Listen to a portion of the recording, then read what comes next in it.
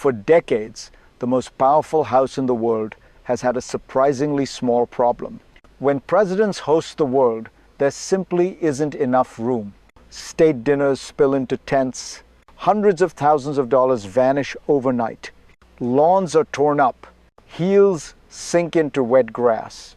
And every administration quietly asks the same question: why hasn't this been fixed? Now, Donald Trump says he has the answer. A massive East Wing ballroom. Permanent, secure, monumental. On paper, it solves a problem presidents from both parties have complained about for years. In reality, it opens a much larger one. Because this isn't just a building, it's a test of process, of power, of how decisions are made when tradition collides with force. I'm Fareed Zakaria, and if you want to understand how modern power really works in America, this story matters. Stay with me. Because before we ask what is being built, we have to ask something more important. The question then is not whether the White House needs more space. It does. Anyone who has planned a state visit knows the math doesn't work. The East Room holds about 200 people. Anything larger moves outside. That means tents, temporary kitchens, temporary security, temporary fixes to a permanent job. Over time, those temporary solutions have become expensive rituals. Hundreds of thousands of dollars per event. Lawns repaired again and again. Infrastructure strained. A system quietly admitting its own inadequacy. So, the argument for a permanent ballroom sounds almost boring in its logic. Efficiency, security, dignity, and yet that logic is not what has made this project explosive. What has triggered lawsuits, investigations, and public outrage is not the idea of a ballroom. It's the way this one is being built. The speed, the secrecy, the sense that decisions are already final before oversight even begins. To understand why that matters, we have to step back, not just to Trump, but to the history of the White House itself.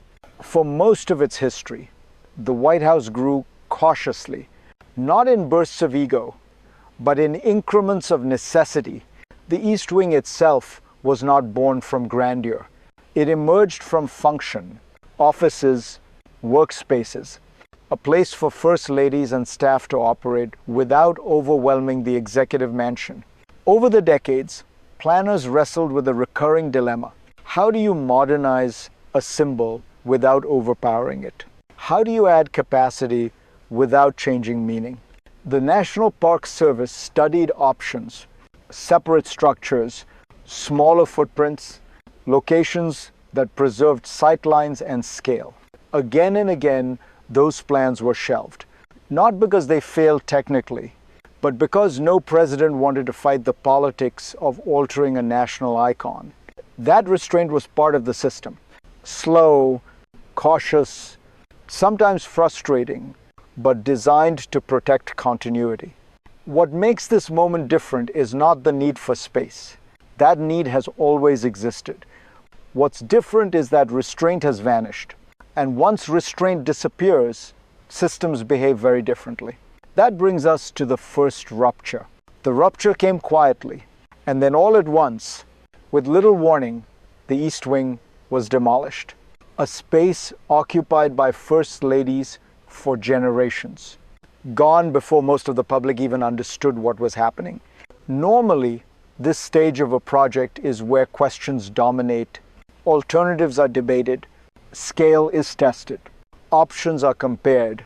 But here, the order was reversed. Demolition first, review later. Costs climbed as the rubble settled. 200 million became 3. 3 became 400 million. Architects were replaced midstream. Design disputes ended not with compromise, but with dismissal. And beneath the surface, concrete was already being poured. Foundations, footings, commitments that cannot be undone easily. This is the moment when critics began to panic. Because once foundations are set, oversight becomes symbolic. You're no longer shaping a project. You're reacting to it. If this feels procedural, it shouldn't. This is how power announces itself. not loudly, but irreversibly. And as the building rose underground, something else was being rebuilt above it. The system meant to say no.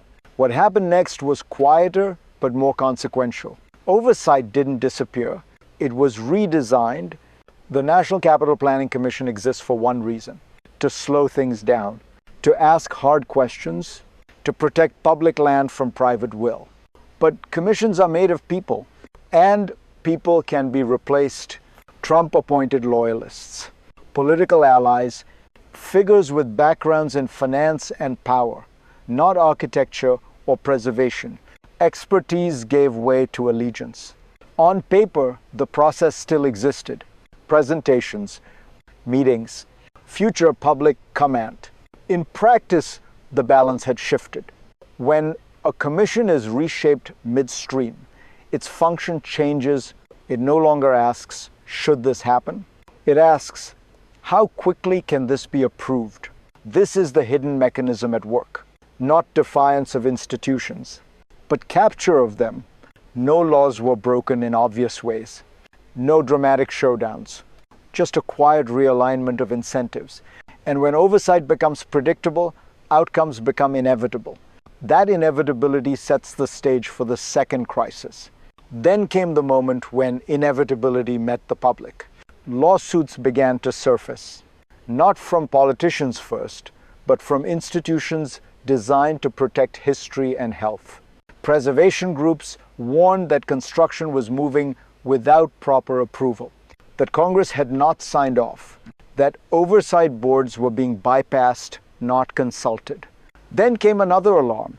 Asbestos, a nonprofit, demanded records, details about demolition, worker exposure, potential risks to the public. At the same time, lawmakers on Capitol Hill started asking questions. Who is paying? Which donors? What promises were made behind closed doors? But here, power revealed its second form. Not speed, but resistance. Without subpoena power, investigators stalled. Requests went unanswered. Transparency slowed to a crawl. Meanwhile, construction continued. Footings poured, timelines locked in, completion projected before the end of Trump's term. This is how modern crises unfold. Not with a single explosion, but with overlapping warnings. No one fully stops. Each concern alone might be manageable. Together, they form a pattern.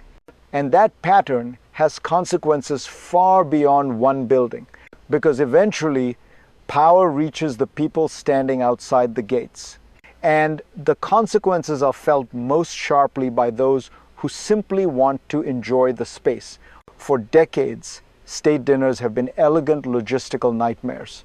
Guests walking across soggy lawns, high heels sinking into mud, temporary kitchens and grills hastily assembled, staff scrambling to make the event work.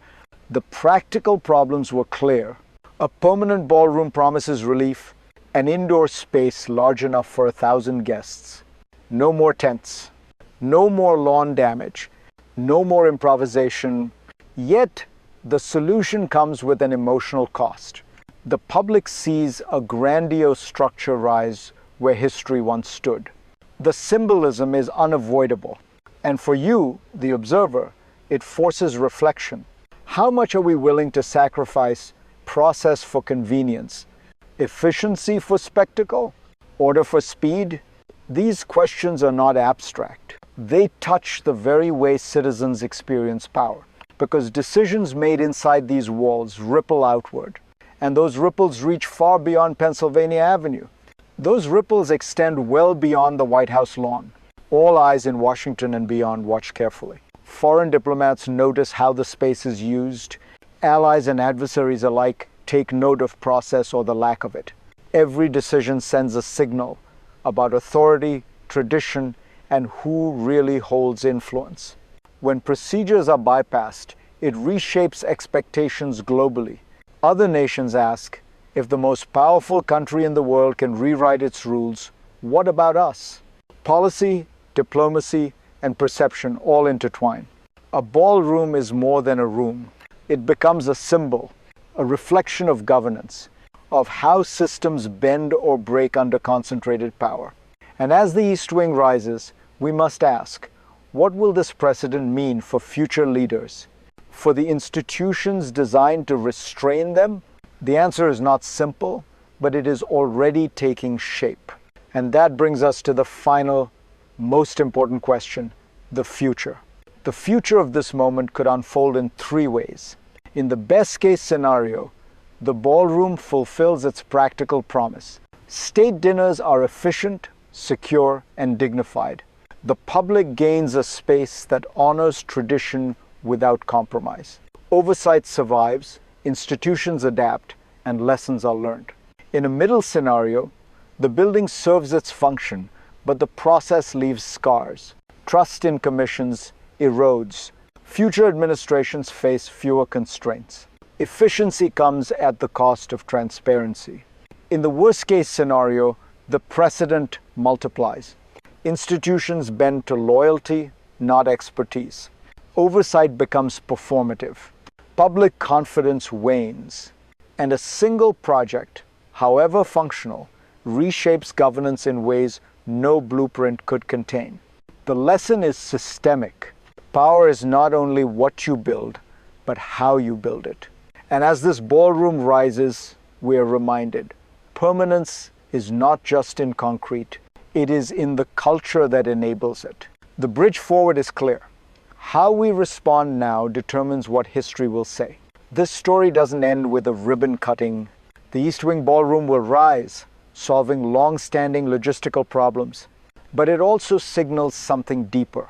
A system, once cautious, has been reshaped by loyalty, speed, and personal will. The foundations are literal and metaphorical. For you, the observer, the takeaway is this: governance is fragile. Checks and balances, expertise, and tradition can be swept aside when process is seen as inconvenient. What happens in a single building project can ripple through institutions, expectations, and public trust. We have a choice. We can demand scrutiny, insist on transparency, and honor procedure, or watch as precedent quietly redefines power. This ballroom is more than a hall. It's a lens into modern authority. And if you want to understand the next chapter of American governance, stay with me for what comes after.